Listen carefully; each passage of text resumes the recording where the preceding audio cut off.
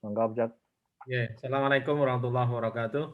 Waalaikumsalam warahmatullahi wabarakatuh. Alhamdulillahirabbil alamin, arsala rasulahu bil huda wa dinil haqq liyudhhirahu 'ala dini kullih wa kafa billahi syahida. Asyhadu an la ilaha illallah wahdahu la syarikalah wa asyhadu anna Muhammadan abduhu wa rasuluhu la nabiyya ba'dah. Allahumma shalli wa sallim wa barik ala Muhammadin wa ala alihi wa sahbihi ajmain amma ba'd. Matur nuwun Omirul dan juga teman-teman semuanya yang sudah bergabung. Malam hari ini kita akan ngaji bersama, silaturahim bersama, dan nanti temanya adalah sekeping surga gitu dari Om Irul nanti akan menyampaikan materinya. Tapi mari kita buka pengajian ini dengan membaca Bismillah bersama-sama lebih dahulu. Bismillah. Bismillahirrahmanirrahim. Ya, baik. Kemudian izinkan saya akan membacakan 3 ayat di dalam Quran Surah Ali Imran ayat 133 sampai 135. A'udzu billahi minasyaitonir rajim.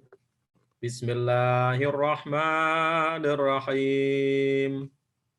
وسارعوا إلى مغفرة من ربكم وجنة عرضها السماوات والأرض أعدت للمتقين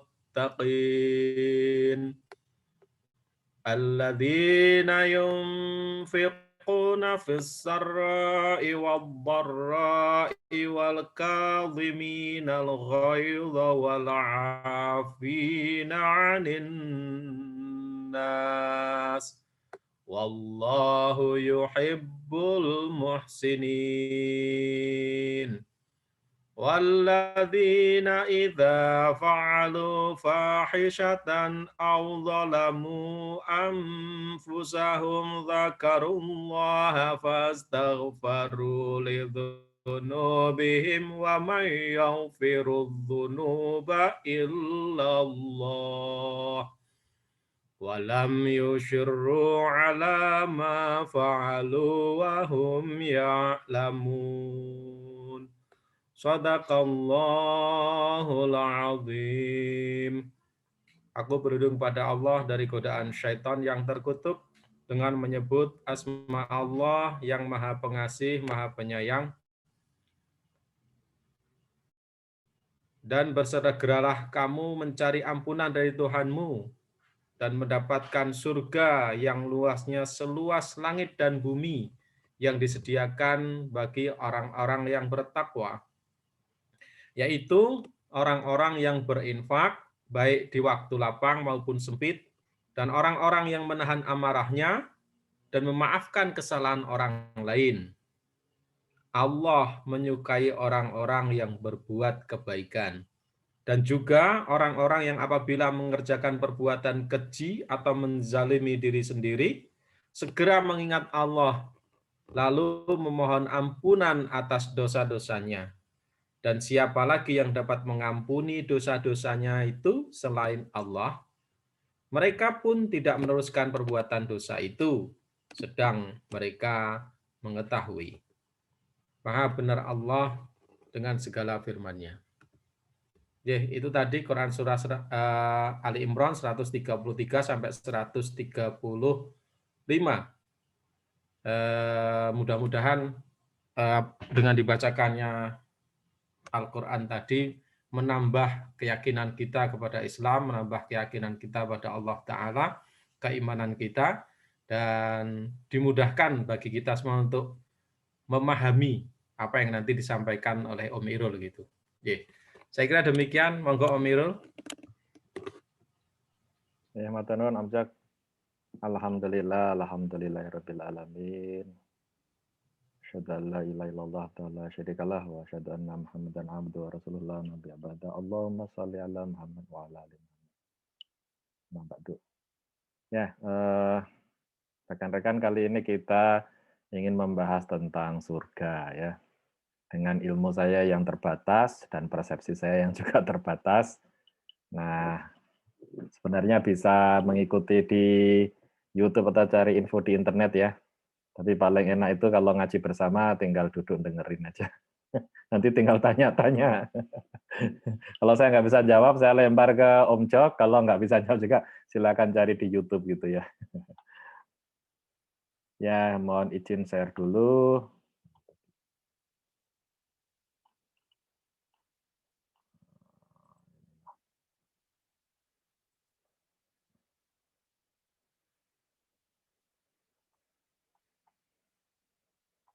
Ya, ini sekeping surga ya. Dan gambarnya padang bunga tulip gitu. Karena kadang-kadang kita itu merasa sesuatu menjadi lebih indah ketika itu tidak biasa kita lihat ya. Kalau gambarnya itu padang rumput atau lingkungan sekitar kita kok kayaknya jadi biasa saja gitu ya. Dan itulah sebenarnya surga itu. Surga yang sesungguhnya itu adalah yang bahkan engkau tidak pernah bisa membayangkannya. Nah, dengan demikian ketika kita itu ditempatkan di surga, kita itu apa ya, delight gitu apa, wow lah gitu ya, terpukau gitu karena belum pernah membayangkannya gitu ya. Nah, mungkin seperti anak kecil ketika pertama kali bisa main pakai handphone itu ya ada mainnya gitu. Karena sesuatu yang baru itu wow gitu. Nah, jadi kira-kira seperti itu. Jadi kalau digambarkan surga ada sungai-sungai dan banyak sekali yang merasa ah di Indonesia juga banyak gitu ya. Itu jadi kurang wow gitu. Jadi di sini gambarnya padang bunga tulip gitu. Kalau yang sudah pernah ke padang bunga tulip pun jadi tidak wow lagi. Gitu. Ya, mari kita mulai dengan sebuah kisah ya yang sudah pernah kita bahas dan sering dibahas. Nah, sudah masyhur lah cerita ini. Kisah calon ahli surga. Akan datang pada kalian sekarang ini seorang laki-laki penghuni surga. Ya, ini kata Rasulullah ya, serta merta membuat riuh para sahabat yang tengah berada di masjid. Mereka bertanya-tanya siapa gerangan sang penghuni surga itu. Ya, apakah dia salah satu yang paling rajin sholatnya, atau yang paling rajin puasanya, atau yang paling banyak sedekahnya, atau mungkin yang tak pernah absen dalam ikut jihad, jadi berperang. Ya. Tak lama para sahabat pun melihat seorang laki-laki Ansor. Nah, ini menarik juga nih, laki-laki Ansor ya, jadi bukan muhajirin malahan. Dengan wajah basah, air wudhu menetes dari janggutnya, tangannya menjinjing sepasang sandal jepit. Tak ada yang spesial secara fisik. Para sahabat pun bertanya-tanya alasan apa yang membuat laki-laki tersebut menjadi penghuni surga ya. Tapi si laki-laki ini tampaknya tidak diberitahu sama sahabat-sahabat di situ. Ya. Tentu saja itu derajat tinggi yang sangat diinginkan, apalagi oleh para sahabat Rasul. Ya. Nah, tadi kan yang menyampaikan Rasulullah kan, tiba-tiba bilang ini akan ada calon surga gitu kan ya. Nah, terus ya biasa saja orangnya sholat dan setelah itu ya pergi lagi. Keesokan hari belum terjawab rasa penasaran, nah, Rasulullah dari majelis di masjid tiba-tiba bilang akan datang pada kalian seorang laki-laki penghuni surga. Mereka kembali riuh bertanya-tanya siapa yang akan dipastikan dan ternyata yang datang orang yang sama ya. Pakai membawa sandal itu lagi. Nah, ini kan yang menarik adalah orang ini kenapa datangnya telat gitu ya, sementara Rasulullah itu duduk-duduk bersama majelis gitu kan ya. Atau ini sedang menunggu sholat sebenarnya mungkin ya. Hingga pada hari ketiga, hingga ketika kalinya Rasulullah mengucapkan hal yang sama, mendadak, ini akan ada yang calon surga nih. Ya orangnya ya itu lagi gitu. Tapi tak satu pun sahabat yang mengetahui alasan dibalik rahmat Allah ya. Maksudnya sampai dikomentari Rasulullah bahwa orang itu nanti calon penghuni surga. Namun mereka tetap tak merasa enak hati jika menanyakannya. Nah, akhirnya ada Abdullah bin Amr bin As pengen cari tahu ya. Jadi dia pengen tahu, dia membuntuti sampai tiba di rumah laki-laki itu. Nah ini menariknya hadis itu orang yang istimewa ini tidak jelas disebutkan namanya ya. Abdullah berpikir bagaimana agar dia mengetahui amalan itu ya. Kemudian minta izin menginap. Nah, bikin alasan ini dia, bikin bohong ya, bohong putih gitu. Gimana ya supaya bisa di situ. Nah, terus dia mengaku bahwa bertengkar dengan ayahnya. Ini agak agak aneh ini kan ya, sampai seperti itu. Jika boleh aku ingin tinggal bersamamu selama 3 hari, katanya. Kemudian orang tersebut dengan senang hati menyambut Abdullah ya. Ini budaya di situ ya, sudah biasa nebeng ya, nebeng. Padahal kan Abdullah pasti punya rumah juga gitu. Kemudian dia nebeng di situ selama 3 hari. Ini muncul pertanyaan juga kalau saya kritis ya. Lah mereka nggak ke masjid bareng-bareng gitu kan. Ya mungkin juga gitu. Selama tinggal di sana, Abdullah mengamati setiap ibadah dan amal yang dilakukan si calon penghuni surga ini. Hari pertama tidak menemukan, hari kedua tidak ada yang istimewa, hari terakhir juga tidak ada yang istimewa gitu. Maka karena sudah 3 hari, sudah malu lah kalau bertamu lebih dari 3 hari itu ya, etikanya ya. Maka dia pamit ya. Jadi orang ini hanya menjalankan wajib saja seperti malam, bahkan tidak bangun tahajud. Meski Abdullah bin Amr selalu mendengar laki-laki itu berzikir dan bertabir, acap kali terjaga dari tidur. Mereka itu baru bangun saat waktu sholat subuh tiba. Mereka mungkin terus berangkat ke masjid bersama. Nah, lepas dari sholat malam, pria penghuni itu pun tak menjalankan puasa sunnah. Juga Abdullah tidak mendengar pria itu berbicara kecuali ucapan yang baik ya. Oh, namun ya, ucapannya baik. 3 hari lewat, akhirnya hampir saja Abdullah meremehkan amalan si penghuni itu jika tak mendapat jawaban sebelum pamit. Ketika izin pulang, Abdullah mengakui maksudnya, baru dia bercerita gitu ya, mencari keutamaan amalan si laki-laki itu sehingga disebut sebagai salah satu penghuni calon penghuni surga gitu ya. Nah, berarti orang ini sudah diberitahu ya, Rasulullah bilang kamu calon penghuni surga gitu. Pada pria itu Abdullah berkata, wahai hamba Allah, sungguhnya tidak pernah terjadi pertengkaran antara aku dengan ayahku. Tujuanku menginap di rumahmu adalah karena aku ingin tahu amalan yang membuatmu menjadi penghuni surga, sebagaimana yang disabdakan Rasulullah. Aku bermaksud dalam amalmu itu aku akan menirunya supaya bisa menjadi sepertimu. Tapi ternyata kau tidak terlalu banyak beramal kebaikan. Apakah sebenarnya sehingga kamu mampu mencapai sesuatu yang dikatakan Rasulullah sebagai penghuni surga? Tanya Abdullah itu. Maka itu tersenyum yang ringan. Aku tidak memiliki amalan kecuali semua yang telah engkau lihat selama 3 hari. Jawabannya itu tidak memuaskan hati Abdullah bin Amr. Namun ketika Abdullah melangkah keluar dari rumah, laki tersebut memanggilnya. Ia berkata kepada Abdullah, benar amalanku hanya yang kau lihat. Hanya saja aku tidak pernah berbuat curang kepada seorang pun, baik kepada muslimin ataupun selainnya. Aku juga tidak pernah iri ataupun hasad kepada seorang atas karunia yang telah diberikan Allah kepadanya. Mendengar perkataan tersebut, takjublah Abdullah. Ia yakin sifat tak pernah iri, dengki, dan hasad membuat pria itu ini ya calon atau layak masuk surga. Nah, di hadis ini ya, rujukannya tidak saya tulis juga, saya hanya ngambil dari internet karena kisah ini sudah masyhur ini. Beberapa yang menarik, nama orangnya tidak disebutkan ya. Kemudian ya tapi tampaknya ini berita yang cukup yang populer ya karena banyak sahabat yang tahu. Kemudian kesimpulan ini bukan kesimpulan Rasulullah loh. Ini kesimpulan ini hanya diberitakan oleh Abdullah. Jadi apakah benar? Ya, itu Abdullah menduga ini yang menjadi pembeda gitu ya. Nah, ini yang menjadi pembeda. Tapi fakta yang kita ketahui adalah orang ini calon masuk surga, begitu kata Rasulullah. Gitu ya. Nah ini nanti akan kita bahas buat tiap orang amalannya beda ya. Nah pertanyaannya adalah apa itu surga, gitu kan ya. Jadi sejak kecil kita itu diiming-imingi dengan surga dan ditakut-takuti dengan neraka. Nah anak kecil itu paling takut dengan neraka ya. Nah, surga itu tidak terlalu menarik gitu. Tapi di usia seperti kita mungkin surga itu lebih menarik daripada neraka. Jadi ditakut-takuti dengan neraka, seumur seperti kita ini mungkin sudah istilahnya, ya sudahlah menyerah aja lah, siksa-siksa aja gitu kan ya. Ibaratnya sudah apatis gitu.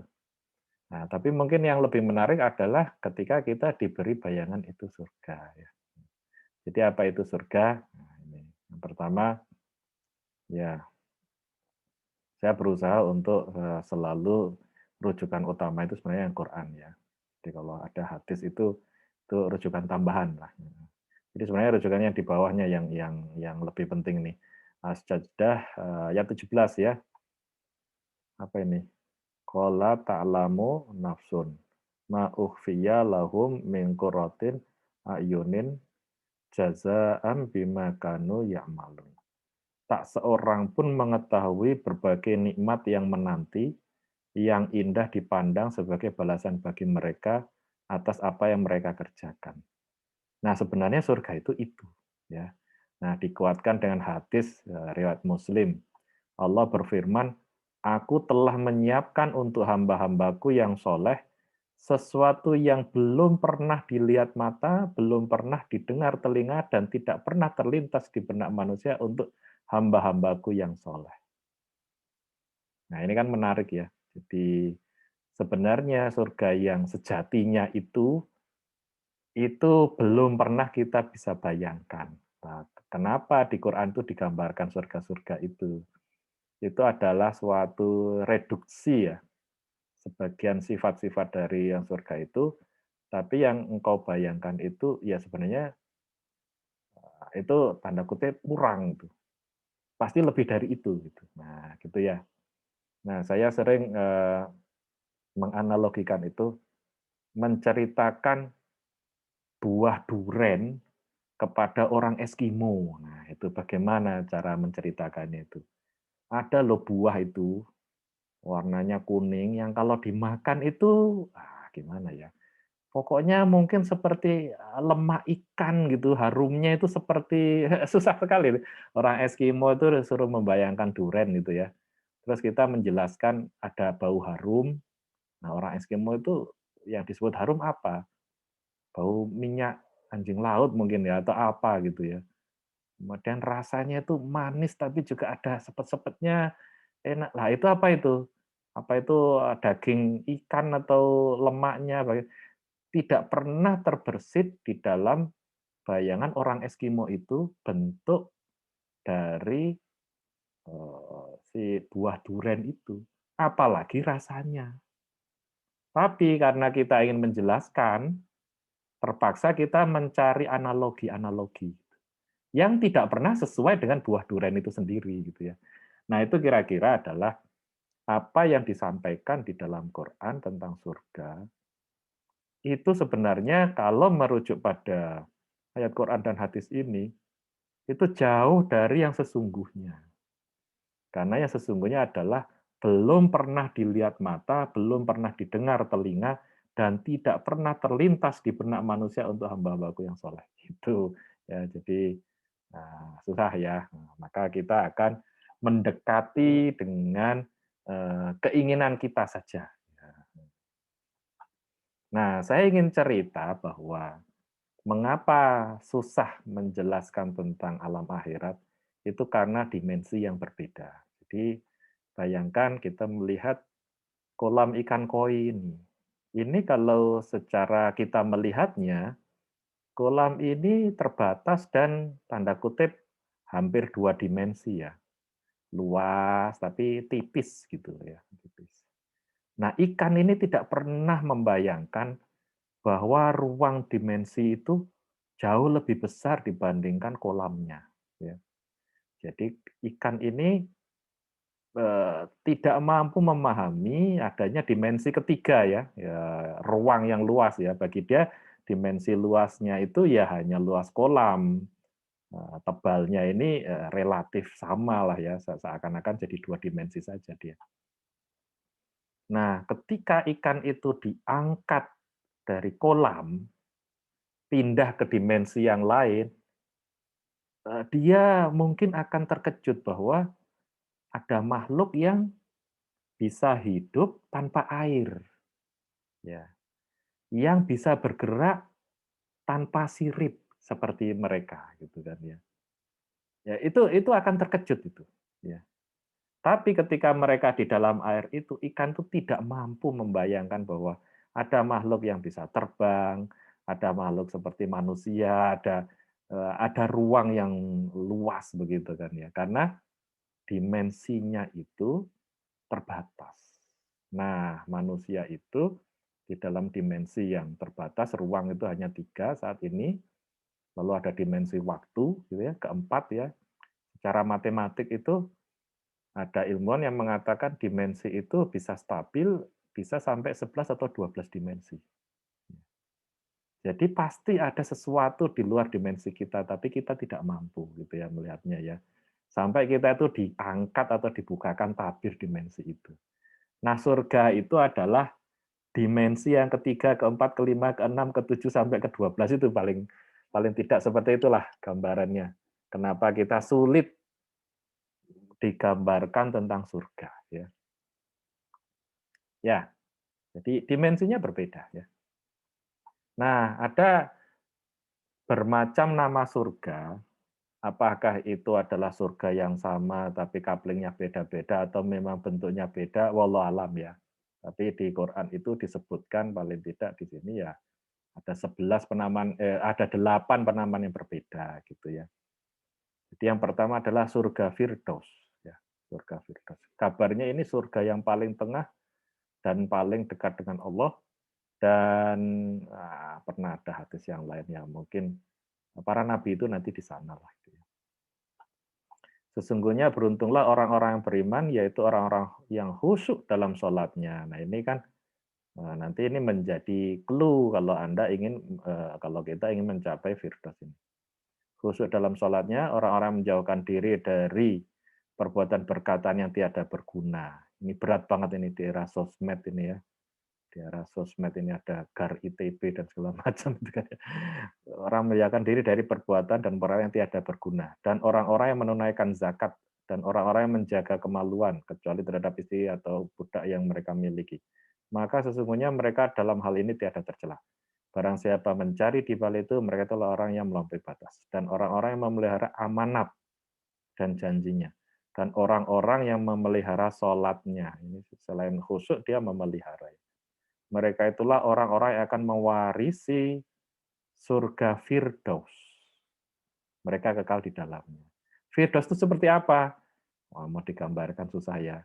Menjelaskan kepada seekor ikan tentang adanya taman bunga tulip yang indah itu ya beyond imagination gitu ya dari si ikan itu ya.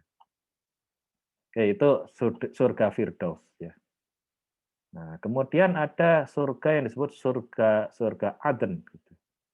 Sungguh orang-orang yang beriman dan mengerjakan kebajikan, mereka itu adalah sebaik-baik makhluk.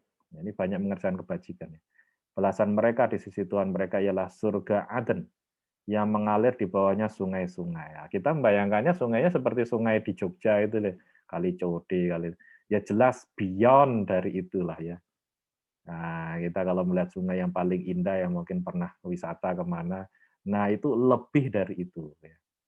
Mereka kekal di dalamnya selama-lamanya. Allah ridho terhadap mereka dan mereka ridho pada Allah. Yang demikian itu adalah balasan bagi orang yang takut kepada Tuhan. Ya. Jadi ada gambaran tentang sungai-sungai dan anehnya manusia itu merasa indah ya. Melihat sungai itu merasa indah. Ya di mana-mana lah. Kalau kita pergi ke suatu tempat terus ada sungainya, gitu, lihat-lihat, melihat danau, melihat laut gitu kan ya. Melihat air itu terasa indah ya. Oke. Ada yang disebut dengan surga naim ya. Jadi jannatun naim gitu. Sesungguhnya bagi orang-orang yang bertakwa disediakan surga-surga yang penuh kenikmatan. Nah, ini dari kata nikmah ya. Kenikmatan di situ hanya. Jadi apa ya? Ke ke ke impresi kita pada sesuatu nikmat itu kan beda-beda ya. Ada nikmat misalnya kumpul dengan orang-orang yang kita sukai. Ada nikmat ketika kita memakan sesuatu. Ada nikmat ketika kita melihat sesuatu. Itu jadi tampaknya surga itu menceritakan bahwa surga yang ini itu kenikmatannya beda loh dengan surga ini dan itu dua-duanya nikmat itu. Tapi beda gitu ya penekanan nikmatnya. Sini sesungguhnya orang-orang yang beriman dan mengerjakan amal saleh bagi mereka surga-surga yang penuh kenikmatan. Ya.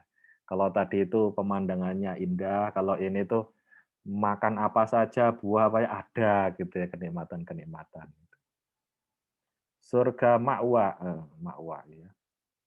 Mana di sini? Alladzina amanu wa amilus falahum jannatul ma'wa ya. Adapun orang-orang yang beriman dan mengerjakan amal-amal soleh, maka bagi mereka surga-surga tempat kediaman, tempat mereka merasa nyaman untuk berdiam ya sebagai bala terhadap apa yang telah dikerjakan. Ya manusia itu juga di dalam syahwatnya itu pengen tempat yang nyaman untuk ditinggali gitu kan ya. Nah, itu digambarkan di surga ma'wa. Orang-orang yang takut pada kebesaran Allah dan menahan diri dari hawa nafsu, jadi yang mampu mengendalikan nafsunya ya. Orang-orang yang takut kepada kebesaran Allah dan menahan dari hawa nafsunya, maka sesungguhnya surgalah tempat tinggalnya. Yal ma'wa. Jadi ada surga yang jadi tempat tinggal. Wallahu alam itu apakah itu kita itu berpindah-pindah atau di satu-satu surga kita tidak tahu. Ya. Ini kan diceritakan ciri-ciri dari surga yang sudah disiapkan ya. Yang kelima surga Darussalam. Jadi di sini apa itu? Lahum Darussalam inda rabbihim. Bagi mereka disediakan Darussalam. Darussalam kan apa ya? Rumah yang penuh keselamatan pada sisi Tuhannya dan dialah pelindung mereka disebabkan amal-amal soleh yang selalu mereka kerjakan. Apakah detail Darussalam itu seperti apa? Saya juga tidak tahu, tapi disebutkan bahwa nanti ada loh surga Darussalam gitu ya. Mungkin di situ merasa tenang, begitu merasa ini, wallahu alam itu kan kenikmatan juga perasaan seperti itu. Lalu ada yang disebut dengan surga Darul Muqamah ya, dan mereka berkata, segala puji bagi Allah yang telah menghilangkan duka cita dari kami. Hilang duka cita. Sesungguhnya Tuhan kami benar-benar Maha Pengampun lagi Maha mensyukuri, maksudnya membalas ya. Yang menempatkan kami dalam tempat yang kekal dari karunia-Nya, di dalamnya kami tiada merasa lelah dan tiada pula merasa lesu. Jadi ciri-cirinya nanti nggak ada itu capek, bosen, nggak ada itu kan ya kalau ada di surga itu ya. Kok bisa Allah menciptakan seperti itu? Kok di dunia bosen? Dimensi kita kan terbatas tadi. Di sana kan dimensinya jauh berbeda gitu ya. Surga al-maqamul gitu ya. Nah, sesungguhnya orang-orang yang bertakwa berada dalam tempat yang aman. Ya, ini sebutan yang lain lagi ya. Kemudian surga khuldi, katakanlah apa azab yang demikian itu kan yang baik, ini tampaknya ini merujuk ke ayat sebelumnya tentang neraka ya, atau surga yang kekal yang telah dijanjikan kepada orang-orang yang bertakwa. Dia menjadi balasan dan tempat kembali bagi mereka. Ini saya ambil sumbernya dari ini nih. News ini ya. Ya. Tapi apa sih sebenarnya ketika diceritakan surga dengan bermacam-macam bentuk kenikmatannya itu? Sebenarnya sedang menceritakan adanya sesuatu yang luar biasa bagi manusia. Tapi karena persepsi dan daya imajinasi manusia itu terbatas, seperti tadi itu orang Eskimo disuruh membayangkan buah duren gitu ya, yang hanya ada di daerah tropis itu. Itu sulit. Jadi direduksi semudah yang bisa dipersepsi oleh kita. Akhirnya disebutkan ada yang kayak gini loh, karena ya Allah tahu manusia itu menyukai yang terlihat indah, menyukai rasanya nikmat, merasa aman, tidak merasa lelah, tidak merasa sedih. Nah, itu digambarkan surga-surganya itu. Ya. Nah, ada apa kenikmatan surga ini kan ya? Allah menjanjikan kepada orang mukmin lelaki dan perempuan akan mendapat surga yang di bawahnya mengalir sungai-sungai kekal di dalamnya. Bayangkan, oh ya apalagi eh, orang Arab ya di daerah yang tandus ya, kalau pernah ke sana itu kan memang daerahnya tuh ya mohon maaf ya membosankan gitu, hanya bukit-bukit batu yang warnanya coklat gitu ya. Dan kemudian mereka itu sangat gembira ketika ketemu dengan oase atau sungai-sungai. Nah, ini diceritakan bahwa kamu akan ketemu seperti itu. Jadi yang ingin digambarkan itu adalah kegembiraan yang muncul ya. Seakan kalau kita itu melihat sungai-sungai ya dari daerah orang yang kering tiba-tiba melihat sungai-sungai itu. Seperti itu loh keindahannya. Ya. Lagi-lagi Ini bukan surga yang paling hebat kita bayangkan, surga itu beyond itulah ya, beyond itu.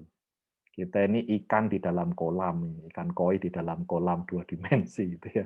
Jadi, ya nggak mampu itu otaknya itu. Nah, eee, mendapat tempat yang bagus di surga Aden dan keridhaan Allah adalah lebih besar, itu adalah keberuntungan yang besar ya, keberuntungan yang besar ini yang ditekankan. Kamu tuh beruntung kalau kamu tuh dikaruniai surga. Yaitu surga Aden yang mereka masuk ke dalamnya bersama dengan orang-orang yang soleh dari bapak-bapaknya, istrinya, anak, cucunya, dan malaikat masuk ke tempat mereka dari semua pintu. Ini menunjukkan bahwa kenikmatan karena kita dikumpulkan dengan orang-orang yang kita cintai. Dan kita senang kan, punya rasa senang berkumpul dengan orang-orang yang kita cintai ya. Nah, syaratnya ya mereka juga masuk surga gitu ya, kalau enggak tapi ada juga, kisah di mana seseorang mencari temannya gitu kan ya, dan ditunjukkan ada di neraka atau bahkan yang di neraka itu dibantu untuk segera diampuni gitu kan ya, dapat diskon ya, karena permintaan dari yang di surga. Nah, kenikmatan surga yang lain, mereka itulah orang-orang ya bagi mereka surga Aden mengalir sungai di bawahnya. Mereka dihiasi dengan gelang emas dan mereka memakai pakaian hijau dari sutra halus dan sutra tebal. Ini bagi kita apa ya, ridiculous itu apa ya? Ya, apa menariknya gitu ya. Tapi bayangkan bahwa ada syahwat atau keinginan kita itu sesuatu yang mewah gitu ya, sesuatu yang berkualitas tinggi, sesuatu yang kelihatan luxurious gitu ya. Nah, itu yang ingin digambarkan itu ya. Nah, bahasanya ya seperti ini katanya, sutera. Sedang mereka duduk sambil bersandar di atas dipan yang indah. Bagi kita dipan apa menariknya begitu ya. Tapi yang harus kita pahami di dalam ayat Quran itu adalah ini sedang menceritakan sesuatu yang dirasakan. Jadi bukan bukan bentuk fisiknya ya. Bagi mereka sudah ada mereka masuk dalamnya, di dalamnya mereka diberi perhiasan dan gelang dari emas dengan mutiara dan pakaian mereka di dalamnya adalah sutera. Nah, bagi orang-orang yang kurang meyakini Quran, kalau saya sih ini ya, agama itu putusnya akal kita pada sesuatu yang akal kita nggak sampai, sehingga kita bersandar pada berita goib, ya, wahyu ya. Sehingga kita itu beriman itu karena kita mempercayai Muhammad itu Rasulullah gitu. Nah, ketika kemudian Muhammad Rasulullah itu mengatakan ini wahyu yang saya tidak tahu juga saya harus menyampaikan apa adanya. Nah, itu yang kita percaya. Dan Rasulullah itu menyampaikan apa adanya. Bahkan kata-kata yang tidak kita pahami atau kadang kita anggap terjemahannya ya kurang bermutu lah atau apa begitu. Tapi ini adalah berita dari berita gaib. Karena akal kita udah putus, nggak mungkin kita itu mencari tahu tentang dimensi yang beyond dimensi kita tadi. Ya. Sehingga bahasanya seperti ini ya apa adanya, bahasanya seperti ini. Bahwa kita akan diberi perhiasan misalnya gitu dan senang gitu, orang-orang itu senang. Tapi tadi Pak bermacam surga tadi kan tiap orang bisa beda-beda kan kesenangannya. Saat ini pun seperti itu ya, ada yang mungkin tidak senang dengan luxury tapi mungkin senang melihat yang indah-indah atau apa. Kenikmatan surga juga adalah syahwat makan dan buah-buahan dari apa yang mereka pilih ya. Berbagai jenis buah-buahan. Daging burung dari apa yang mereka inginkan. Jadi kenikmatannya seperti itu.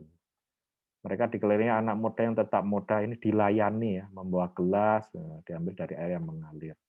Dan sampaikan berita gembira pada mereka yang beriman bahwa mereka disediakan surga yang mengalir sungai di dalamnya setiap mereka diberi rezeki buah-buahan dalam surga itu. Mereka mengatakan inilah yang pernah diberikan kepada kami dahulu.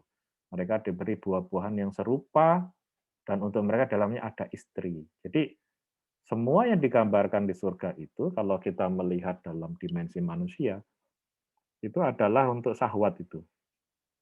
Jadi apa ya, ada keinginan punya sesuatu, makan, seksual dan segala macam itu digambarkan. Saking saking sulitnya mereduksi dimensi surga tadi ke dimensi yang sederhana ya, si apa tadi itu, eee, buah duren tadi ke ke pengertian orang Eskimo itu kan harus direduksi sedemikian rupa gitu kan ya. Jadi, yang diperlihatkan adalah apa-apa yang disukai oleh, sahabat kita. Nah ini yang sering dibahas ini adalah bidadari-bidadari yang jelita, putih bersih di pinggir dalam rumah itu kan. Lalu kita membayangkan itu seperti manusia, ini beyond gitu ya, ini makhluk yang berbeda ya. Makanya disebut sebagai, hurun in itu ya bukan manusia dia itu. Dan ada bidadari bermata jeli laksana mutia yang tersimpan, misalkan bidadari itu permata yakut dan marjan. Susah sekali gitu ya, tapi bagi orang Arab saat itu, ini sesuatu yang sangat berarti ya. Bagi kita mungkin, kesannya beda ya. Di dalam surga itu ada bidadari yang sopan, menundukkan pandangan, tidak pernah disentuh oleh manusia sebelum mereka dan tidak pula oleh jin. Ini kan satu penghormatan. Dan di dalam surga itu terdapat segala apa yang diingini oleh hati dan sedap dipandang mata, dan kamu kekal di dalamnya. Jadi semua berita-berita tadi kita harus pahami ini reduksi luar biasa dari sesuatu yang indah, yang disukai oleh jiwa kita gitu kan ya, termasuk dengan perangkat syahwatnya dan segala macam itu ya. Nanti di sana itu ada sesuatu yang belum pernah dilihat mata, belum pernah didengar oleh telinga, dan belum itu yang sesungguhnya. Nah, gambaran ini direduksi ya, direduksi. Oke. Nah, tiap orang itu akan terkesan dengan penggambaran yang berbeda-beda. Ada yang tertarik dengan bidadarinya gitu. Ada yang tertarik dengan makan buah-buahannya gitu. Ada yang tertarik kumpul dengan orang-orang lain atau pakai baju yang luxurious gitu kan ya. Ya tiap orang beda-beda. Gitu. Tujuannya adalah apa? Tujuannya ingin menunjukkan bahwa, nah berikutnya ya, bahwa kalau kamu beramal soleh itu, Allah itu menyediakan pahalanya gitu. Ya. Nah, pertanyaannya memangnya itu murah gitu kan ya. Nah, murah gitu ya. Nah, ternyata ya kalau dalam Islam sih tidak mahal-mahal amat juga itu. Abu Abdillah menerangkan ada seorang laki yang bertanya pada Rasulullah, bagaimana pendapatmu ya Rasulullah ini maksudnya. Jika aku telah mengerjakan sholat maktubah, sholat waktu ya, berpuasa Ramadan, menghalalkan yang halal dan mengharamkan yang haram, dan aku tidak menambahnya dengan satu apapun, enggak beramal yang lain-lain. Apakah aku bisa masuk surga? Jawab Rasulullah, ya. Jadi bisa masuk surga seperti itu. Sama seperti yang sudah kita bahas di sebelumnya bahwa ada banyak pintunya gitu. Yang mana yang paling paling cocok mudah bagimu itu ya. Menurut riwayat orang yang bertanya itu adalah Nu'man bin Nuqaqal al-Khuzai. Ya. Nu'man adalah salah seorang sahabat yang ikut serta dalam perang Badar dan syahid di perang Uhud. Oke, nah jadi ini gambaran yang menipu ini, gambar surga ini jelas ya ini salah lah ya. Nah, kita sudah tahu ini salah. Tapi saya ingin menceritakan sesuatu yang luar biasa. Nah itu ya, yaitu apa? Kita ini kan sudah hampir pensiun. Ya banyak yang hampir pensiun dan punya kecemasan. Kecemasannya bagaimana nanti setelah pensiun? Bagaimana kalau kurang? Bagaimana kalau sakit? Bagaimana kalau nggak ada kegiatan? Bagaimana kalau anak saya punya ini itu dan seterusnya. Nah, ada kecemasan yang lebih dahsyat dari itu. Mungkin 20, 30, bahkan 40 tahun lagi ya seperti saat kita lulus dari kuliah sampai saat ini itu kan sudah 30 tahun ya. Kita akan meninggal. Nah, itu pensiun yang lebih dahsyat itu. Pensiun dari kehidupan. Nah, bayangkan kecemasan kita itu pensiun dari kehidupan ini. Nasibnya nanti gimana gitu kan ya. Setelah kita dipensiunkan nafasnya ini tiba-tiba jantungnya berhenti gitu kan ya. Jantung ini kan hidup terus gitu ya selama ini. Tiba-tiba berhenti terus ya sorry kamu pensiun dari dunia. Nasibnya apa itu? Itu lebih mungkin 10 atau bahkan 100 kali lebih mencemaskan daripada pensiun dari pekerjaan. Nah, dari kabar wahyu itu akan diceritakan kan bahwa nanti jiwa kita ini yang akan berjalan kan. Mula-mula ke alam barzah. Di sana kita ditemani dengan amal-amal kita yang berubah wujud jadi makhluk. Ada yang katanya itu, kok kamu kok ada pemuda tampan yang menemani kita gitu. Oh saya Quran katanya. Loh masa sih Quran bentuknya kayak gitu? Wujud di dalam alam barzah ya suka-sukanya Allah mewujudkan si makhluk-makhluk itu kan. Atau ada yang mengerikan, loh kamu siapa gitu ya, amalan-amalan kita menemani kita. Bayangkan kita penantian yang panjang ditemani dengan makhluk-makhluk yang mengerikan gitu. Dan itu belum di alam akhirat ya, alam barzah itu. Alam dunia yang tersekat belum ke akhirat karena belum belum belum saatnya ke akhirat itu. Nah, setelah itu ketika kemudian dibukakan pintu akhirat itu, jadi kan kabarnya kalau sakaratul maut itu dunia itu tiba-tiba itu tabirnya itu runtuh kayak sobek gitu. Ada dulu ustaz saya yang bilang begitu. Sobek gitu, gitu terus di belakangnya itu ada sesuatu yang sesungguhnya gitu ya, sobek gitu si dimensinya itu. Dan saat itu adalah saat yang paling mengerikan bagi jiwa itu. Karena sesuatu yang baru yang luar biasa gitu ya. Makanya kan dianjurkan kita mendoakan, menyolatkan orang yang meninggal gitu ya.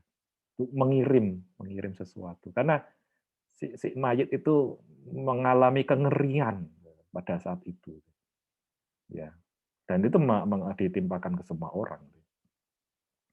Jadi jiwa kita kan yang hidup di situ. Nah, tubuh fisik kita sih hancur gitu kan ya. Roh kita balik ke Allah.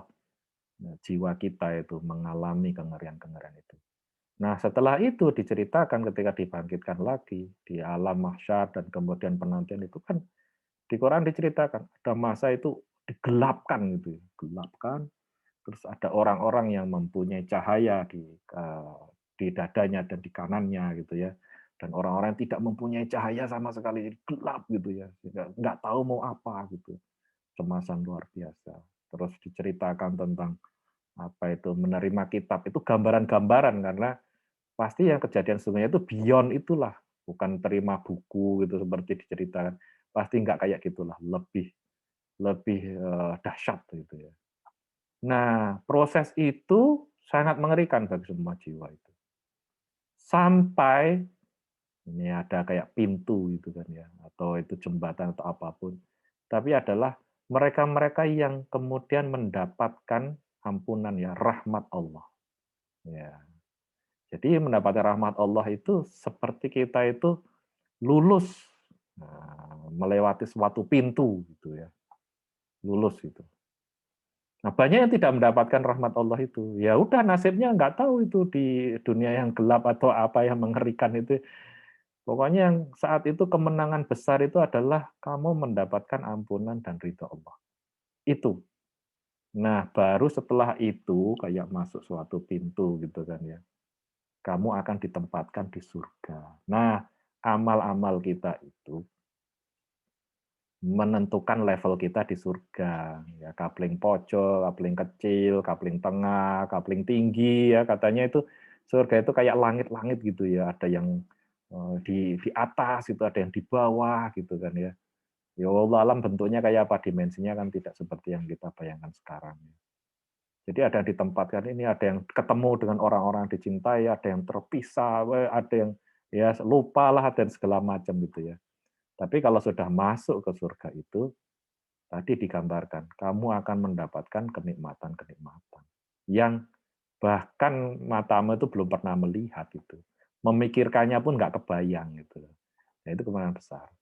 Jadi yang kita tuju pertama kali itu adalah melewati melewati apa gerbang inilah yang rahmat Allah itu, ridha Allah itu yang harus kita cari itu untuk lepas dari kengerian entah di barzah maupun di mahsyar itu kan.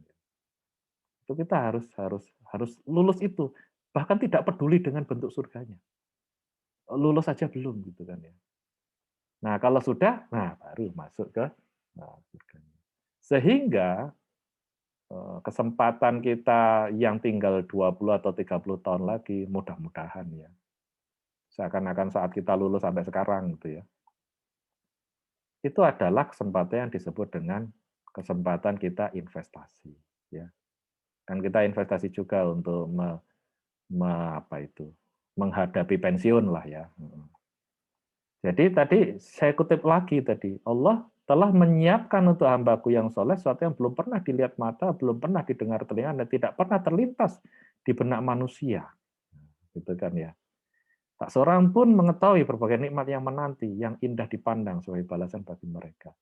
Inilah yang sebenarnya ditawarkan ketika kita bisa menjalani misi hidup kita sebagai khalifah di bumi dengan sukses. Ya, tergantung masing-masing orang misi hidupnya kan. Sukses kamu lulus lulus menembus gerbang ini dan kamu akan mendapatkan balasannya. Nggak sukses, ya parkir dulu entah di mana gitu kan ya. Jadi kita itu punya kesempatan, mudah-mudahan Allah masih mengizinkan 30 tahun untuk investasi yang nilainya itu ribuan tahun ya. Sampai disebutnya kekal abadi gitu ya. Nah, jadi kita itu harus berinvestasi. Itu kenapa barang siapa beriman dan beramal soleh, Allah akan menggantinya dengan surga. Lupakanlah tentang sisa neraka itu. Kita harus fokus investasi itu supaya kengerian kita pensiun 20-30 tahun lagi ya, itu kita punya bekal. Dan Allah itu Maha Rahman, Maha Rahim dan Maha dermawan gitu ya. Jadi kemarin kan Rasulullah ngasih clue itu kan ya, sedekah, puasa, sholat gitu kan ya, sholat malam gitu kan, sebagai pintu kebaikan. Nah, nilai investasinya itu luar biasa. Perumpamaan nafkah yang dikeluarkan oleh orang yang menafkahkan hartanya di jalan Allah serupa dengan sebutir benih yang menumbuhkan 7 bulir, tiap bulir 100 biji. Jadi di 700 kali lipat. Ya, Allah melipat gandakan bagi siapa yang dia kehendaki. Dan Allah meluas karenanya lagi Maha mengetahui. Jadi menyesal kalau tidak invest, ya, karena investasinya itu nilainya 700 kali. Yang mungkin pernah dianalogikan seperti ini. Kalau kita punya uang 1 juta itu dapat 0,5 meter persegi itu atau 1 meter persegi di dunia itu ya. Lah kalau itu disedekahkan itu kita dapat 700 meter persegi di surga yang lahannya pun jauh lebih lebih menarik gitu, beyond dari apa yang kita bayangkan. Jadi yang kita konsumsi di dunia ini untuk kita cecap kenikmatannya, kalau kita investasikan untuk nanti itu return-nya itu adalah 70.000%, itu 700 kali. Ya. Jadi kalau beli saham kemudian naik 10% atau 20% saja sudah happy, 100% itu sudah wow gitu ya. Ini 70.000%, ya, 700 kali. Dan ini juga di dalam hadis sama, barang siapa bersedekah 1 biji kurma dengan syarat dari harta yang halal bukan dari yang haram, maka Allah akan memelihara sedekah itu sebagaimana kalian melihat anak kuda kalian, sehingga sedekah itu akan menjadi besar seperti gunung. Jadi satu ini balasannya segede gunung gitu ya. Ya. Terus itu ada hadis juga, ini Abu Hurairah, Rasulullah bersabda, apabila salah seorang dari kalian memperbagus keislaman, maka setiap kebaikan ditulis untuknya 10 kali lipat sampai 700 kali lipat. Dan setiap keburukan ditulis sama dengannya. Jadi keburukan 1 gitu ya. Tapi kebaikan 10 sampai 700 kali lipat ya. Luar biasa itu ya. Nah, terus saya tutup dengan sebuah kisah, tapi kisah ini ada warningnya ya. Kisah yang menyesal gitu ya. Ini catatannya. Sebagian ulama berpandangan kisah ini tidak ada sumber rujukan hadis yang jelas. Bahkan bisa dikatakan sebagai hadis palsu. Ini saya kasih warningnya karena kisah ini sebenarnya populer, tapi kalau saya cek di internet ada yang bilang nggak ada rujukannya. Beberapa sumber menyebut namanya Sa'ban, sedangkan yang lain Tauban. Terus ada yang mempertanyakan jarak 3 jam perjalanan ke masjid, menimbulkan pertanyaan, masa sholat 5 kali jaraknya bolak-balik 3 jam, ya tidak masuk akal. Atau mungkin dia berangkat kerja terus baliknya baru 3 jam. Lain kan kalau bolak-balik ini 6 jam ini. Jadi, nah tapi kenapa kisah ini saya sampaikan dengan catatan ini juga ya. Karena sebenarnya secara matan, secara isi, tidak bertentangan dengan hadis yang lain, dan ini bukan sumber hukum. Bukan sumber hukum, cuman sekedar kisah hikmah. Jadi kayak fabel lah gitu ya, itu kan kisah hikmah juga kan. Cuman karena dia dinisbatkan ke Rasulullah, maka kita harus hati-hati. Jangan dianggap sebagai hadis, jangan-jangan memang bukan hadis gitu ya. Karena dinisbatkan ke Rasulullah ya di kisah ini ya. Tapi kalau isinya sendiri karena tidak berkaitan dengan hukum ya, kalau saya sih diceritakan untuk hikmah nggak apa-apa. Tapi ingat catatannya ada yang berpendapat kisah ini palsu. Ya. Nah, kisahnya adalah seorang sahabat Rasulullah dikisahkan ada yang mengisahkan namanya Sa'ban, ada yang mengisahkan namanya Thauban. Ya. Memiliki kebiasaan unik, dia datang ke masjid sebelum waktu sholat berjamaah. Dia selalu mengambil posisi di pojok masjid pada setiap sholat berjamaah dan itikaf. Alasannya selalu mengambil posisi di pojok karena tidak ingin mengganggu atau menghalangi orang lain melakukan ibadah di masjid. Kebiasaan ini dipahami semua orang bahkan oleh Rasulullah. Suatu pagi saat sholat subuh berjamaah akan dimulai, Rasulullah merasa heran tidak mendapati Sya'ban pada posisi seperti biasanya. Rasul pun bertanya pada jamaah, apakah ada yang melihat Sya'ban? Tapi tidak ada yang merasa melihat Sya'ban. Lalu ditunggu, sholat subuh sengaja ditunda sejenak untuk menunggu Sya'ban, namun yang ditunggu belum datang juga. Karena khawatir, Rasulullah memutuskan melakukan sholat subuh berjamaah hingga selesai, Sya'ban pun belum datang. Selesai sholat subuh, Rasulullah bertanya, adakah yang tahu kabar Sya'ban? Tidak ada yang menjawab. Rasul bertanya lagi, apa ada yang mengetahui di mana rumah Sya'ban? Seorang sahabat mengangkat tangan dan mengatakan bahwa dia tahu persis rumah Sya'ban. Rasulullah sangat khawatir, kemudian meminta diantarkan ke rumah Sya'ban. Perjalanan dari masjid ke rumah Sya'ban cukup jauh. Nah, ada yang mengisahkan itu 3 jam. Nah, kita harus kritis. Zaman itu kan belum ada jam ya. Nggak ada jam kan. Gimana ukurannya dalam jam? Ya ukurannya paling matahari begitu kan ya. Atau setengah hari atau seperempat atau apalah terserah gitu.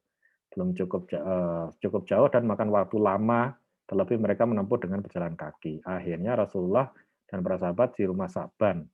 Dikabarkan ini 3 jam. Kalau saya kurang pas lah itu ya.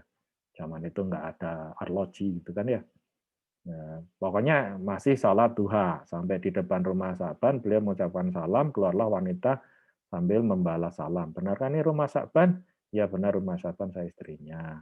Bolehkah kami menemui Sa'ban yang tidak hadir salat subuh? Kemudian istrinya yang berlinang air mata menjawab, Sa'ban meninggal tadi pagi ya. Ini lewat yang katanya. Satu-satunya penyebab Sa'ban tidak hadir ternyata meninggal. Kemudian istrinya ini merasa malu ya kalau diceritakan lah itu. Ya. Beberapa saat kemudian istrinya bertanya, Rasulullah ada sesuatu yang menjadi tanda tanya. Nah, bagi kami semuanya. Nah, ini kan juga jadi menarik kan. Karena Rasulullah tadi masih mencari istrinya kan kalau biasanya kalau udah ada yang meninggal kan tangga-tangganya udah datang. Itu menjelang kematiannya dia berteriak 3 kali dengan masing teriakan disertai satu kalimat kami semua tidak paham apa maksudnya. Berarti kan sudah ada banyak orang. Apa saja kalimatnya diucapkan? Tanya Rasulullah. Masing-masing terikannya dia berurat, aduh kenapa tidak lebih jauh? Aduh kenapa tidak yang baru? Aduh kenapa tidak semua? Jawab istri Sa'ban. Rasulullah pun melantunkan ayat yang terdapat di surat Qaf ayat 22. Sesungguhnya kamu berada dalam keadaan lalai dari hal ini, maka kami singkapkan daripadamu hijab yang menutupi matamu, maka penglihatan pada hari itu amat tajam. Ini maksudnya menceritakan saat sakaratul maut itu dibuka tabir. Saat Sa'ban dalam keadaan sakaratul maut, perjalanan hidupnya ditayangkan ulang oleh Allah. Bukan hanya itu, semua ganjaran dari perbuatannya diperlihatkan. Apa yang dilihat oleh Sa'ban tidak bisa disaksikan orang lain. Dalam pandangan yang tajam itu, Sa'ban melihat suatu kejadian di mana kesehariannya dia pergi pulang ke masjid untuk sholat berjamaah 5 waktu. Perjalanan yang dikabarkan sekitar 3 jam jalan kaki, bukan jarak yang dekat. Dalam hal itu, diperlihatkan pahala yang diperolehnya dari langkah-langkahnya ke masjid, kata Rasulullah. Ya, nah ini yang menjadi kritik bahwa kisah ini dinisbatkan ke Rasulullah itu. Ya, kalau kita kan harus hati-hati ya. Walaupun itu kisah hikmah, tapi kalau sudah menisbatkan ke Rasulullah ya, itu hati-hati. Dan saya ini kan bukan Quran ya. Tapi sekali lagi saya ceritakan ini karena tidak berkaitan dengan hukum ya. Jadi saya merasa ya pokoknya dikasih warning. Dia melihat seperti apa bentuk surga yang dijanjikan sebagai ganjarannya. Saat dia melihat, dia berucap, aduh mengapa tidak lebih jauh, timbul penyesalan. Mengapa rumahnya tidak lebih jauh. Jadi menurut kisah ini, Sa'ban diperlihatkan pahalanya dia berletih-letih berangkat ke masjid. Dan wah, kalau tahu kenapa nggak lebih jauh lagi, karena pahalanya ternyata gede gitu. Makanya dia, ya kok nggak lebih jauh gitu. Nah, ya itu yang pertama ya, kenapa mengucap tidak lebih jauh, karena di kisah ini Sa'ban melihat pahalanya gede ternyata kalau ke masjid itu gitu. Ya, kalau jauh, wah bisa lebih laba, lebih profit itu kan kalau lebih jauh. Kemudian dalam penggalan kalimat berikutnya, Sa'ban melihat saat ia akan berangkat sholat berjamaah di musim dingin. Ini di kisah itu Rasulullah menceritakan seperti itu.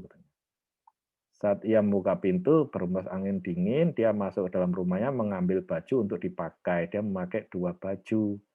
Yang di dalam itu baru, yang bagus, dan yang jelek untuk nutupi di luar, jadi double. Nah, dia berpikir yang bisa berangkat ya ini kira-kira yang kalau kotor ya yang luar aja. Sampai di masjid bisa buka baju yang luar untuk sholat dengan baju yang lebih bagus. Ketika dalam perjalanan dia menemukan seorang yang terbaring kedinginan. Sa'ban pun iba dan membuka baju yang paling luar untuk dipakaikan dan kemudian memampanya ke masjid akan melakukan sholat subuh bersama. Orang itu pun selamat dari kedinginan dan bahkan sempat sholat bersama. Sa'ban pun kalau yang cerita yang lain yang saya pernah dengar itu disedekahkan lah ya. Sa'ban pun kemudian melihat indahnya surga yang sebagai balasan memakai baju bututnya itu. Kemudian dia berteriak, ya, ya aduh itu, kenapa tidak yang baru yang saya kasihkan gitu. Yang saya dengar begitu sih.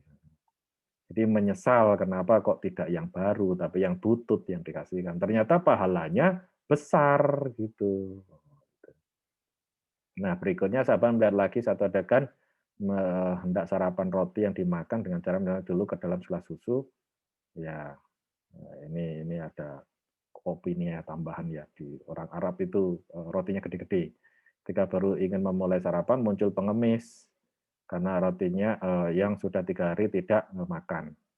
Sa'ban merasa iba, kemudian membagi 2 roti itu dengan ukuran yang sama besar dan membagi 2 susunya ke dalam 2 gelas yang sama rata, kemudian mereka makan bersama-sama. Ternyata pahalanya gede gitu, sehingga Sa'ban bertanya lagi, "Ya, aduh kenapa tidak semuanya saya kasihkan?" gitu ya. Jadi Sa'ban kembali menyesal seandainya dia memberikan semua roti ini ke pengemis, maka dia mendapat pahala ya, yang lebih indah itu ya. Jadi itu kisah ya. Nah, kisah ini sebenarnya hikmah aja sih bahwa dan kebetulan yang saya tahu isinya itu tidak bertentangan. Jadi pertama itu ada hadis tentang bahwa setiap langkah kaki ke masjid itu ada pahalanya.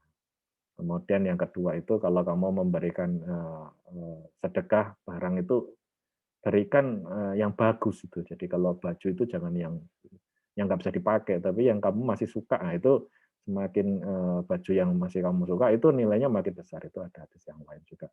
Belum saya cari sih. Kemudian yang ketiga, ketika kamu bersedekah lagi, ini adalah makanan ya.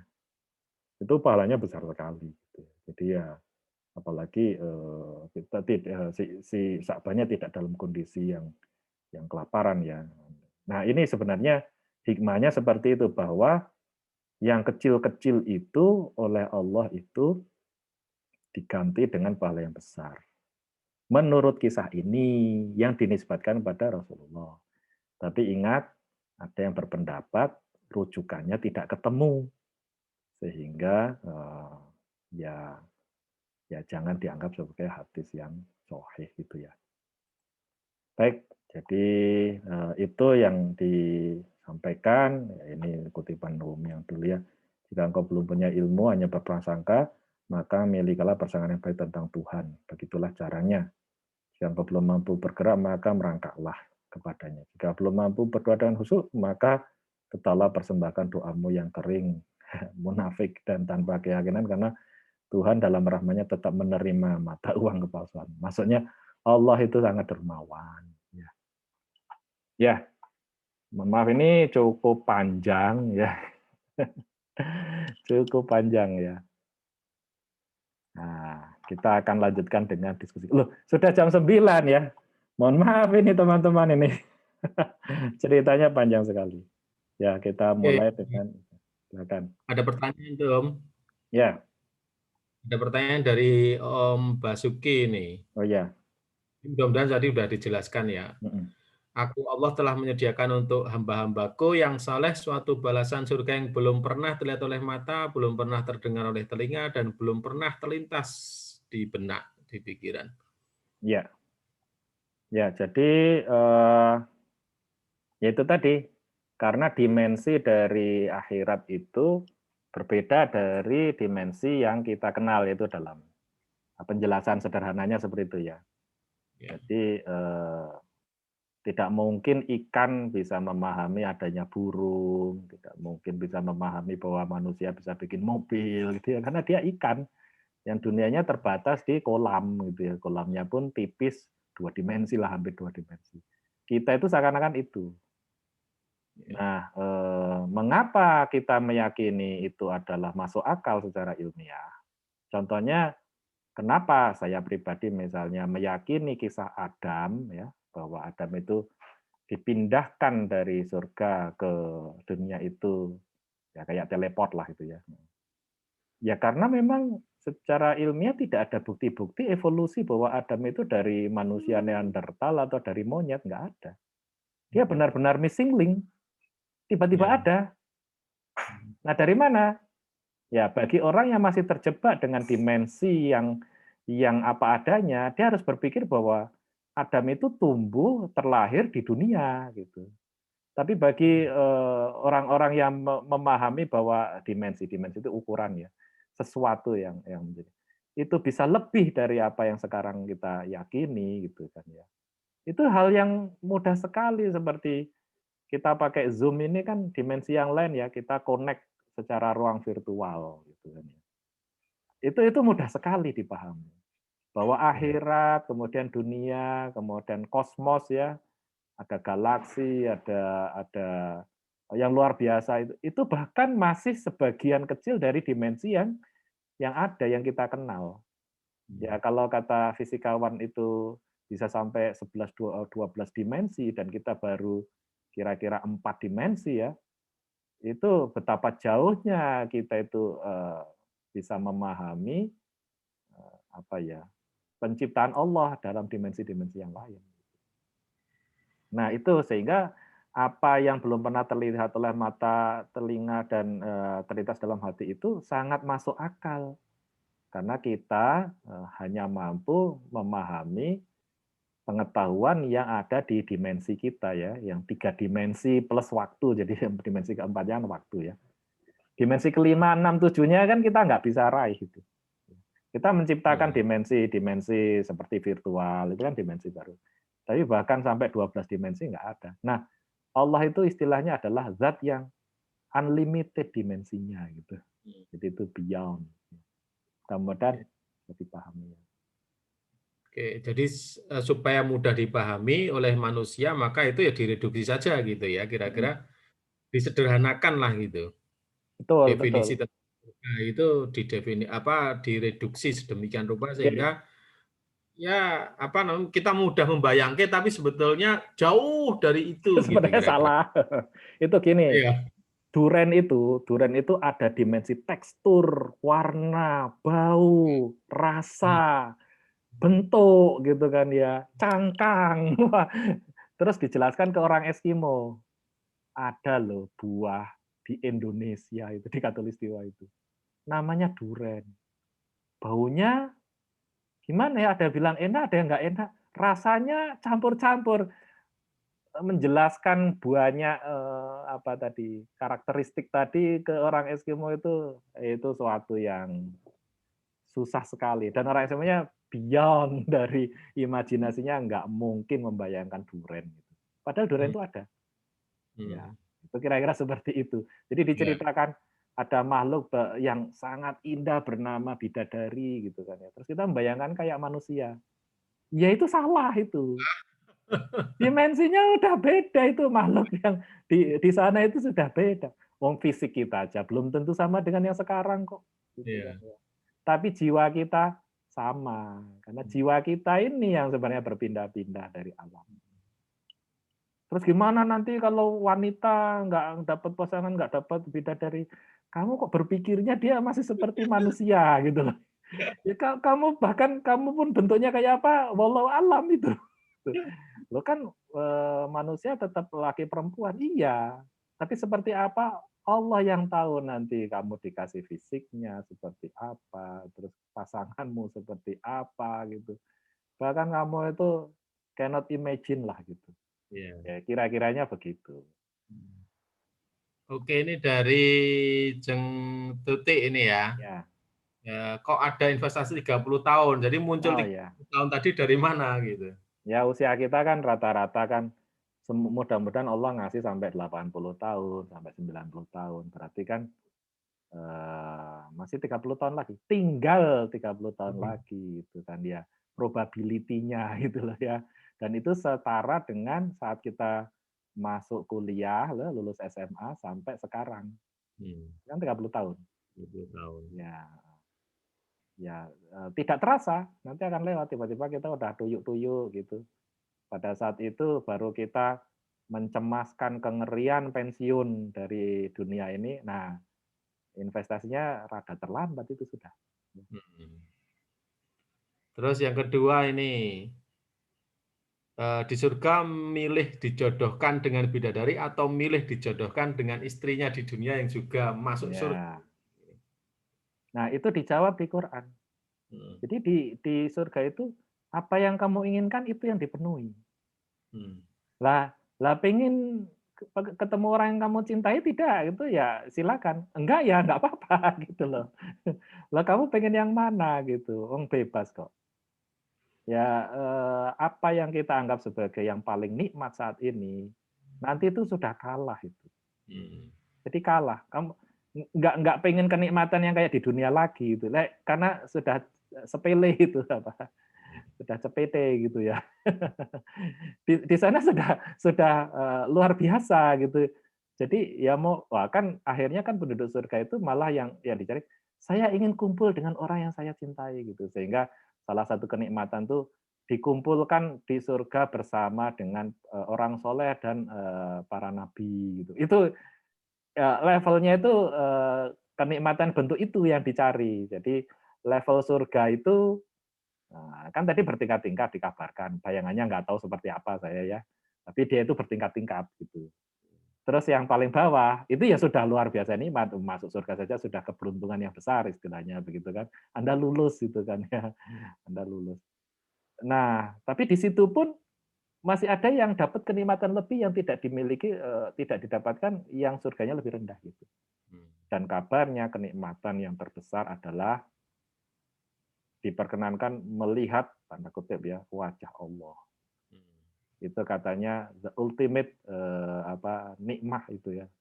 Itu bertemu Allah. Diperkenankan. Diperkenankan loh maksudnya itu nggak semua dikasih gitu kan ya. Diperkenankan melihat zat Allah itu kayak apa. Ya, Hmm. ya, itu seperti gini. Saya membayangkan begini ya. Ada seorang terlahir anggap ya ini yang terlahir itu tidak yatim piatu, tidak pernah lihat ayah ibunya. Apakah dia ingin betul melihat ayah ibunya gitu. Mestinya iya. Iya. Mestinya pengen tahu apakah itu dari foto atau apa. Nah, kita sebagai makhluk itu rindu pengen lihat zat yang menciptakan kita itu kayak seperti apa Allah itu. Dan ternyata itu tidak semua makhluknya diberi izin. Nah, hanya pada level tertentu. Nah, itu yang disebut dengan kenikmatan terbesar. Nah, kita boleh dalam doa itu memohon yang itu. Ya Allah, izinkan aku bertemu engkau, melihat wajah engkau gitu. Ya itu benar itu.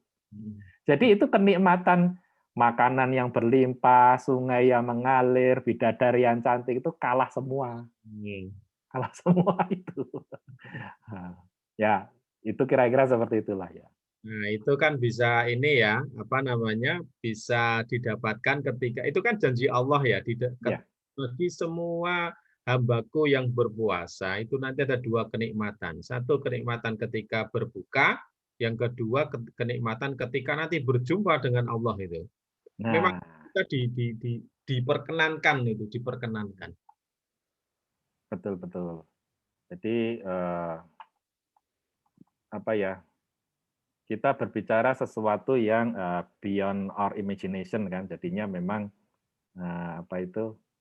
Ya coba bayang-bayangkan sendiri sehingga kalau kita sholat, ya Allah, selain aku mengharap ampunanmu, selain mengharap ridhomu, aku berinvestasi nih. Berinvestasi nih, waktuku tinggal yombo, kayak 5 tahun atau 30 tahun, wallahu alam gitu. Tapi yang jelas limited, sudah limited. Gitu.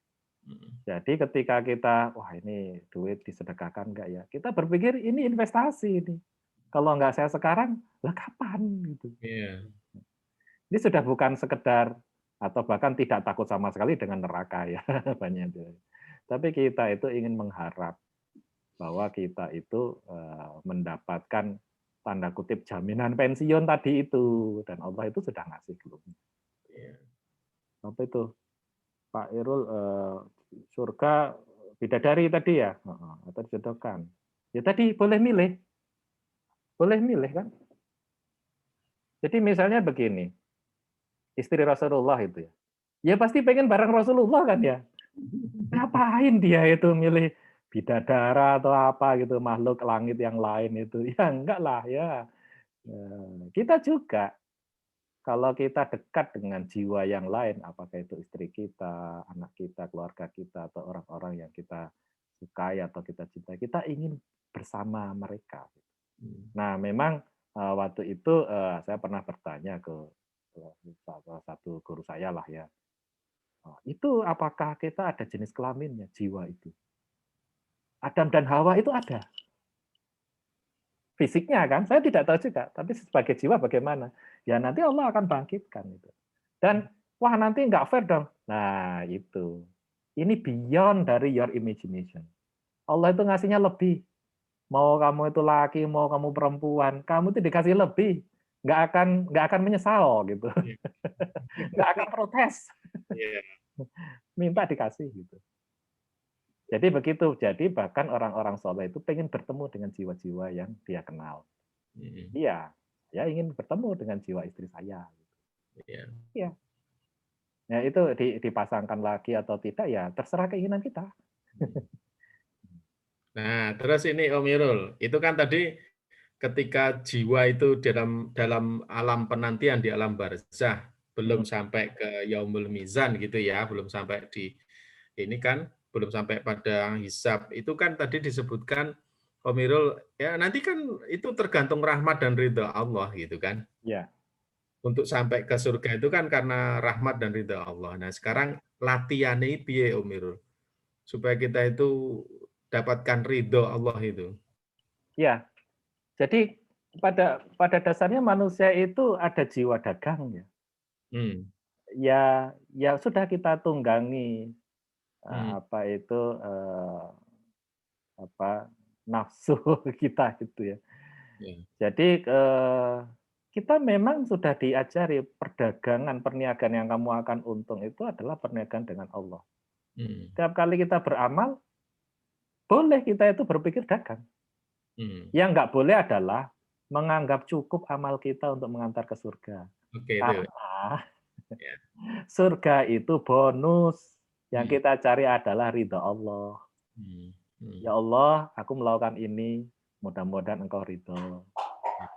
Nah, terus ya dalam hati berharap juga nanti kalau aku masuk surga dikasih kaplek yang luas ya, gitu. Itu memang begitu. Jadi ketika kita sholat itu kita merasa beruntung karena kita sedang berinvestasi.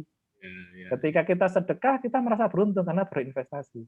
Ketika kita sedang puasa kita merasa beruntung karena sedang berinvestasi. Kita tahu bahwa balasannya ini nanti beyond our imagination. Puasa ini misalnya, waduh puasa ini ya, kok capek ya? Nanti ini balasannya ya kayak cerita yang tadi itu sih istilahnya kan sederhana kan. Waduh, kok enggak banyak dulu ya, rugi saya kalau kayak gitu. Rugi karena lost opportunity istilahnya. Ya. Tapi ingat bahwa kita tidak bisa berpikir amal kita cukup untuk mengantar kita ke surga. Masuk surga itu karena rahmat Allah. Kamu diperbolehkan masuk. Ya. Jadi itu yang dikejar. Jadi itu yang disebut dengan ikhlas. Ikhlas itu karena kita melakukan sesuatu mengharap ridha Allah. Jadi misalnya ngurusi keluarga, atau berbuat baik ke orang lain, atau melakukan tugas kewajiban, atau mencari nafkah dengan baik, kan saya berharap Allah ridho saya ini memakmurkan dunia seperti ini gitu. Kalau Allah ridho, aku dijamin nanti ketika sudah pensiun hidupnya ini, aku dijamin itu. Nah, tapi ya berharap juga mudah-mudahan jaminannya ini keren kan dijanjikan kalau aku bersedekah kurma dapat gunung istilahnya gitu kan ya. Dapat pahala segede gunung. Wah, kalau gitu banyakin lah gitu. Tapi sebenarnya kuncinya adalah ridha Allah tadi. Kita bekerja itu. Jadi bekerja itu ikhlas itu mencari ridha Allah. Kemudian motivasi kita untuk menambah amal itu ya karena Allah itu akan menggandakan pahalanya di luar imajinasi kita itu. Itu kan sangat menarik itu. Sangat menarik. Apalagi di dunia ini kan nasib kita, kesuksesan kita ya limited ya. Toh sudah usia 50 kayak gini-gini aja gitu kan ya. Jadi presiden juga enggak, jadi Elon Musk juga enggak gitu kan ya. Terus buat apa lagi gitu ya. Maka kita bertaruh investasi yang nanti yang dijanjikan 700 kali lipat gitu. Oke, jadi apa namanya, ridho Allah itu sesuatu yang utama mestinya. Sedangkan surga itu adalah byproduct saja. Mungkin ya Iya. apa namanya, ya second lah gitu. Ketika saya beramal niatnya karena Allah, ridho Allah, maka kemudian yang second itu juga akan ikut gitu ya Om ya. Betul. Itu. Jadi itu yang cerdas dan yang ditunjukkan di Quran itu. Iya. Ya apa mengharap ampunan gitu kan ya. Itu Saya dan itu kemenangan besar. Saya pernah dengar malahan. Jadi ada seorang, saya nggak tahu ya, ini generasi mungkin bukan sahabat ya, tapi setelah sahabat tabiin itulah. Itu sampai kemudian berpikir begini, kalau nanti di surga itu urusannya hanya need, kebutuhan dasar, piramid paling bawah ya, ada makan, buah-buah tadi, kemudian bidadari, seks dan seterusnya di bagian bawah gitu.